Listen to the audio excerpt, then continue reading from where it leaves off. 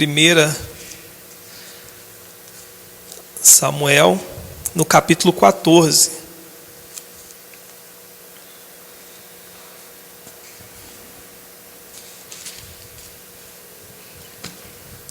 Aqui a vitória de Jonas.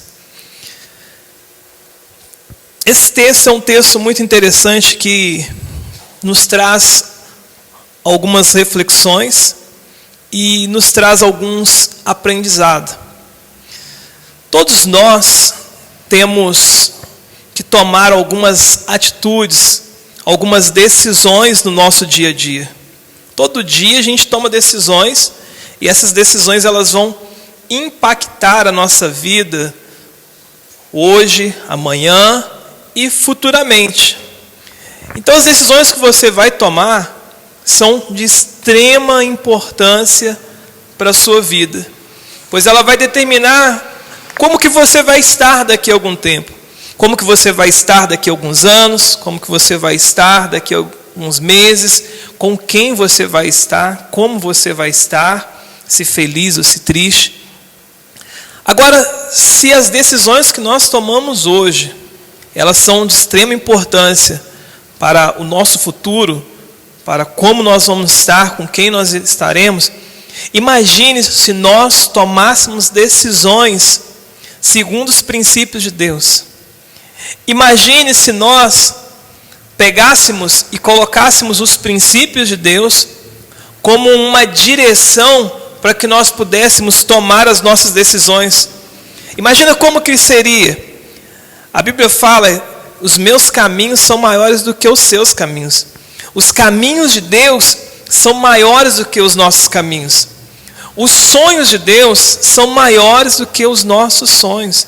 Deus fala assim: eu sei o que eu tenho para vocês, o desejo que eu tenho para vocês, a vontade que eu tenho para vocês são caminhos de paz, de alegria, de prosperidade. Não é tristeza, não é derrota, não é sofrimento. É caminhos de bênção. É dias abençoados para a sua vida. Imagina se nós, ao tomar as nossas decisões, nós pedíssemos as orientações de Deus. Colocássemos os princípios e os fundamentos de Deus como nossa direção. E é isso que Deus, Ele quer que nós façamos. Que nós venhamos a tomar decisões segundo os seus princípios. Porque Jesus falou assim: no mundo vocês terão aflições. Vocês terão dificuldade, mas eu venci o mundo. Eu venci. E eu fiz com que vocês se tornem mais do que vencedores. Não tenha desespero, não tenha ânimo dobro, porque eu venci. Se você e eu formos suficientemente humilde o bastante para olhar para o Senhor, que é a palavra de Deus, as orientações de Deus, os conselhos de Deus, e nós analisarmos esses princípios, esses conceitos, esses fundamentos, essas experiências, esses ensinamentos, e nós colocarmos em prática na nossa vida, a nossa vida será muito melhor. A nossa vida será uma vida vitoriosa. Mas, em muitas das vezes, nós nos esquecemos dos princípios de Deus. Nós nos esquecemos dos fundamentos, dos ensinamentos, dos conselhos de Deus para as nossas vidas. E tomamos as nossas atitudes, as nossas decisões, segundo o nosso próprio instinto, de acordo com o que nós achamos. E Deus ele fala em Romanos capítulo 12, não vos conformeis com este mundo, mas transformai-vos pela renovação do vosso entendimento, para que experimentais qual seja a boa, perfeita e agradável vontade de Deus para a sua vida, para a minha vida. Se nós não tomarmos decisões, se nós não renovarmos as nossas mentes, nós iremos tomar atitudes de acordo com o estilo de vida desse mundo. E o estilo de vida desse mundo, o que traz sofrimento, traz dor, pânico, destruição, traz conflitos, contendas, intrigas. Não é a maneira mais sábia de agirmos.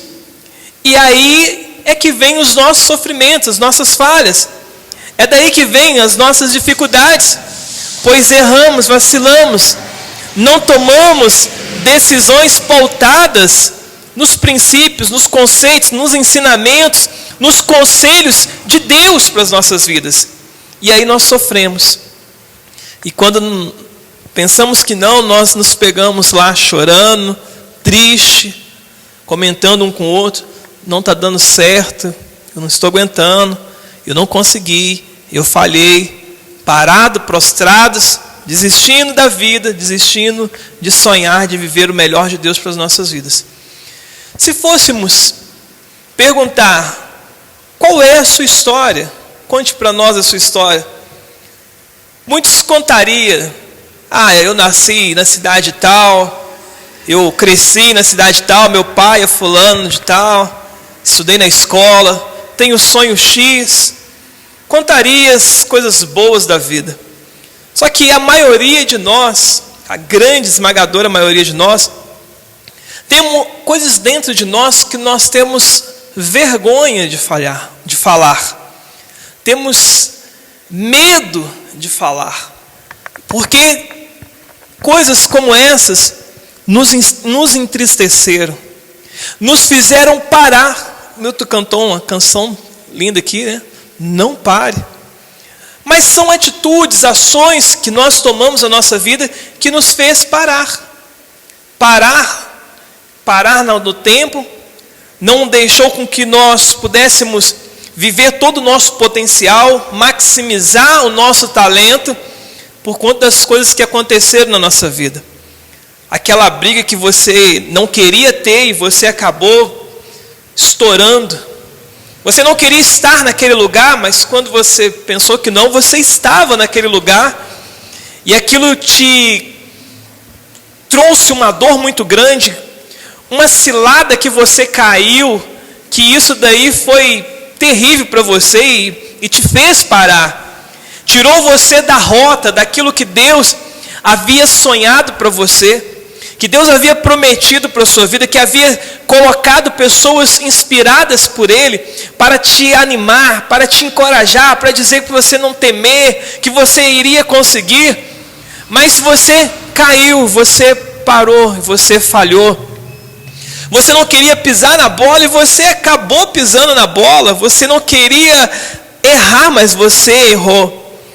E aí você se encontra hoje abatido, entristecido, porque você não está vivendo o máximo do seu potencial, você não está vivendo tudo aquilo que Deus havia sonhado para você, você não está vivendo aquilo que havia sido prometido para você lá atrás, que havia sido entregue para você por alguém usado poderosamente por Deus, e você se vê que não estou vivendo aquilo que Deus havia falado, porque eu errei, porque eu falhei. E você acha que tudo acabou, que você está pagando o preço, que você está merecendo viver desse jeito. Mas Deus, Ele te diz nessa noite para você retornar, para você voltar aos seus braços de amor, porque há esperança para você. Há esperança para os cansados, para os perdidos, pois Ele nos ama e quer que eu e você venhamos a viver todo o nosso potencial. Ele nos chamou ainda em forma do ventre materno para que pudéssemos realizar boas obras nessa terra. Nesse livro de 1 Samuel, no capítulo 14, conta a história de uma das maiores guerras que tiveram, e Jonas ele consegue sair vitorioso nessa situação. Um dia suas armas, vamos até o acampamento dos filisteus, que está do outro lado do desfiladeiro. Mas Jonatas não contou ao seu pai o que ia fazer. Saul estava em Migron, perto de Gibeá, acampado debaixo do pé de Romã. Com ele estava mais ou menos 600 homens. O sacerdote que usava o manto sacerdotal aí, filho de Abidai, sobrinho de Bo, tal, e ele que havia sido o sacerdote do Senhor. Os homens não sabiam que Jonatas havia saído do acampamento. Jonatas estava com o seu escudeiro, seu companheiro que levava suas armas, e ele, porque havia seu pai, o rei, e mais 600 homens, que eram homens preparados, homens de guerra, e eles estavam debaixo da romã parado, prostrado. Enquanto isso, os filisteus, eles estavam na montanha e era um exército poderoso, um exército forte, um exército que queria devastar com o povo de Israel. E aqueles que deveriam se levantar para lutar, enfrentar o inimigo e vencer, estava prostrado, parado, porque não havia recebido aquilo que era para receber da parte de Deus, porque eles simplesmente pararam. Saul já não era mais o mesmo, já não era aquele homem ungido, aquele homem que tinha aquela intimidade com Deus, que tinha aquela unção com Deus. Era um homem que estava em decadência, um rei que estava em decadência, apesar de ter sido escolhido por Deus para reinar com o seu povo. Os homens que eram usados por Deus, que venciam as guerras, homens extremamente habilidosos, mas todos eles, por conta dos seus delitos, das suas falhas, estavam parados com medo de um exército, embora fosse um exército grande, embora fosse um exército bem armado, um exército bem equipado, mas eles tinham o Todo-Poderoso, o Senhor dos Senhores, o general dos generais. E eles já haviam tido experiências antes, e haviam vencido guerras mais intensas, mais poderosas, guerras mais cruéis, e Deus nunca havia falhado. Eu quero te lembrar nesse dia de hoje, que Deus nunca falhou nos momentos que você mais precisava dele. Que Deus nunca deixou você de lado diante das batalhas que você enfrentava, mesmo que os inimigos eram terríveis, cruéis e queriam te destruir. Ele sempre estendeu as mãos protetoras para te proteger, te abençoar e falar: filho meu, eu te amo, você é meu filho. Eles estavam lá parados, estavam com medo de contar a sua história, com medo de dizer: eu falhei, eu errei, já não sou mais o mesmo, já não consigo mais orar, já não consigo mais falar em línguas, já não tenho mais a intimidade com Deus, e eu não sou digno de lutar essa batalha, eu só estou esperando a misericórdia, esperando que os inimigos entram, vençam e tomam tudo o que é meu. Mas de um outro lado havia um certo homem chamado Jonathan, filho do rei Saul, que não se conformou com aquela situação, que sabendo ele que era falho, que era pecador, que era infinitamente inferior ao exército, ele parou e se lembrou que as batalhas que eles enfrentaram, batalhas cruéis, terríveis, não foram vencidas pelas habilidades dos homens de Israel, não foram vencidas pelos armamentos da nação de Israel, mas tinha sido as mãos de Deus que havia estado com eles para que eles pudessem conseguir conquistar e vencer aquelas batalhas. E ele se lembrou daquilo e ele falou: venha comigo, meu escudeiro, nós vamos enfrentar o exército dos filisteus, e Deus será conosco, e nós venceremos. Deus é que vai dar a vitória para nós. E ele sai com o seu escudeiro, e ele sai caminhando, e ele precisava subir o monte, porque os filisteus estavam no monte. E ali ele precisava subir, ele tem que passar pelo menos por 2 rochas, para que ele pudesse conseguir chegar até os filisteus, para depois enfrentá-los face a face. Veja que esse homem, ele não olhou as dificuldades, ele não olhou as barreiras, ele não olhou para si mesmo e falou assim: tem muitos, o exército que poderia estar comigo nessa batalha, que é o povo de Israel, o exército de Israel, está ali triste, cansado, está amedrontado, com medo da batalha.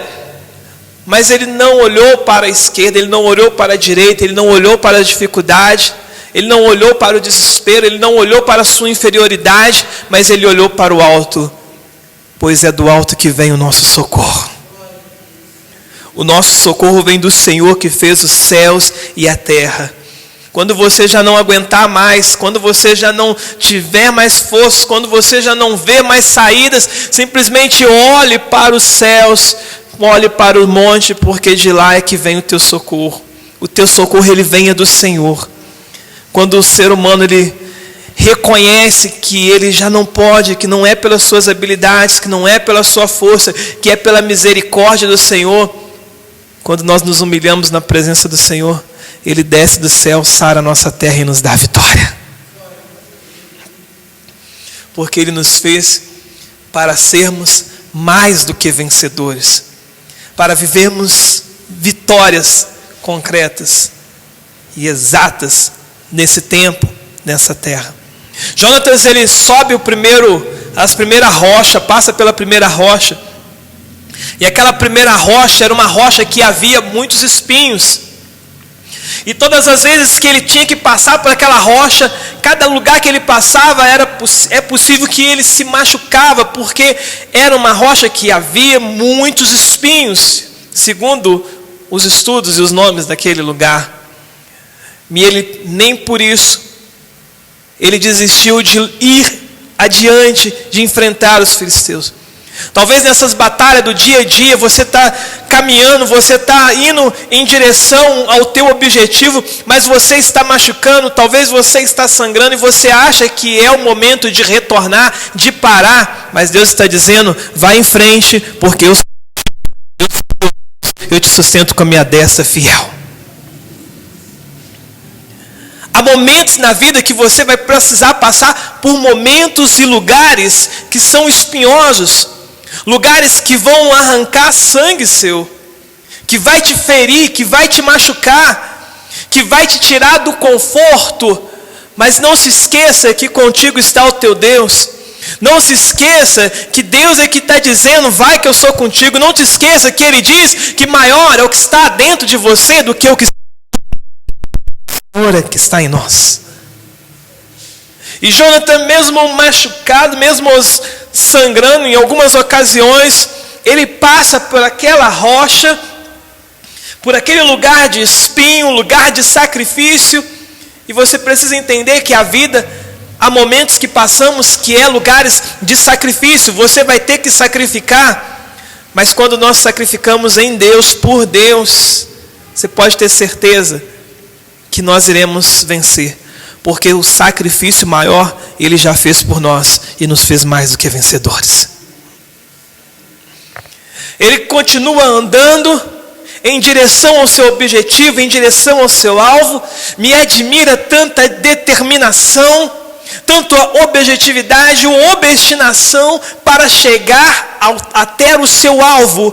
E eu aprendo que pessoas que querem ser bem-sucedidas precisam ser pessoas determinadas, pessoas com objetivo, pessoas que saibam que vai encontrar desafios esses que muitas das vezes vai lhe levar a sacrifício, mas ele sabe, tem a consciência que Deus o chamou para vencer e ele vai até o final. E então ele chega na segunda rocha, que segundo os estudos era um rochedo que havia lugares muito escorregadios, e ele precisava passar por aquela rocha para enfrentar o seu maior desafio. Quero te dizer que talvez você está aí triste pelas dificuldades que você está enfrentando, que você está passando, e você acha que não vai conseguir, mas quando você olha para trás, você vê que Deus sempre esteve contigo e você conseguiu, que você venceu, e você olha para frente e você sabe que ainda tem uma linha, ainda tem um caminho, ainda mesmo que longo e distante para você caminhar, e você olha para o alto, você olha para o céu e Deus fala, vai que eu sou contigo, e você continua a caminhar, você continua a progredir, e você está cansado, você está aflito, mas Deus está dizendo, eu sempre te ajudarei. E você acha que acabou, mas Deus está dizendo, filho, filha, essas dificuldades que você está enfrentando, não temas, porque eu sou contigo, eu estou te preparando, porque eu ainda vou te dar vitórias maiores e melhores. Quando Jonas pensava que não, ele passa pelo aquele rochedo de espinhos, agora ele está num lugar que são rochas escorregadias, e ele precisava tomar muito cuidado, porque era um lugar traiçoeiro, e ele poderia ficar por ali, ao cair, ao machucar, a se ferir gravemente, e ele não conseguir enfrentar a sua maior batalha que haveria de enfrentar, mas que também lhe consagraria como um dos grandes guerreiros de Israel e levaria a ficar para a história de Israel. Quero te dizer que vai ter lugares que você vai passar que são lugares escorregadios, estreitos, perigosos, que o inimigo irá armar ciladas para você, mas sempre estenda as tuas mãos para o alto, Senhor, eis-me aqui, tenha misericórdia de mim. Que você possa se lembrar que o Senhor é o teu Deus que te tira de trás das malhadas. É o Deus que é dos vales, mas é o Deus também que é dos montes. É um Deus que te cuida, que olha por você dia e noite, que maior é o que está em você do que o que está no mundo, que te ajuda nos momentos que você não aguenta, que você não consegue caminhar, Ele te carrega no colo, porque Ele te ama, porque Ele é teu Deus, porque Ele te criou para você ser mais do que vencedor nessa terra e glorificar o seu nome. Jonas continua em direção ao seu alvo. E ele vai passar escorregadios, estreitos, perigosos, traiçoeiros. Mas ele estava obstinado: eu não estou aqui por mim mesmo.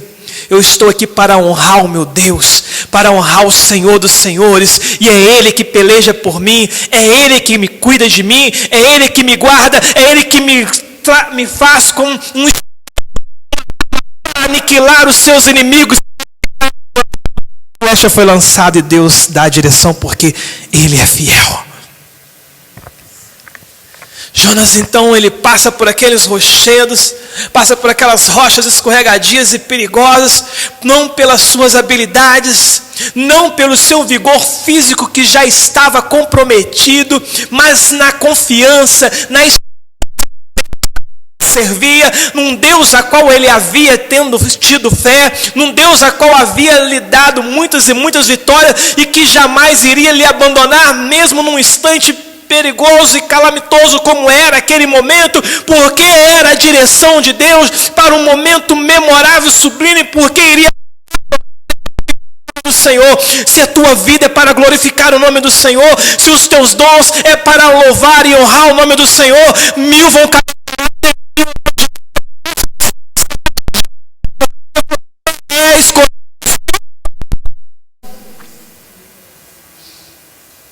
E quando eles pensam que não, havia aquela montoeira de homens espalhados de um lado para o outro, os filisteus, e ele olha aquele homem Jonathan, e olha o outro rapaz, o companheiro dele, eles estão saindo na frente, mais atrás estão vindo os grandes, os maiores de Israel, e eles vão nos devorar, e eles vão nos destruir. Eles e Jonathan começa a matar alguns, e uns matando uns aos outros, e ele sai vitorioso, e ele consegue, falou assim: gente, você nasceu para vencer. Quero te dizer que os inimigos que se levantaram contra você, que aquelas pessoas que estão se levantando contra você, sendo usadas pelo mal, se levantando contra você, eles vão ficar confundidos, mas não vão te encontrar. Eles vão ficar atordoados, eles vão fugir, eles vão entrar por um caminho, mas vão sair correndo por 7 caminhos, porque Deus não permitirá que você, porque Ele fez você, por isso você está aqui. Deus é contigo, Ele te ama. Deus gosta de pessoas que sejam determinadas, pessoas que sejam confiantes nele, que exerçam a sua fé verdadeiramente. Precisamos pegar a experiência de homens como esse, Jonatas. Às vezes nós olharemos para nós e perceberemos que não existe a capacidade, mas Deus não escolhe os capacitados, Ele capacita os seus escolhidos. Aqueles que diz: eis-me aqui. Aqueles que diz: eu estou aqui. Sabe aqueles que vão vencer? não são aqueles que ficam com seus braços cruzados dentro da sua casa, rindo, achando que um está fazendo do jeito assim, o assado. Mas são aqueles que falam assim: eu vou fazer, eu vou tentar, eu vou conseguir, porque eu vou glorificar o nome do Senhor Jesus Cristo. Aleluia.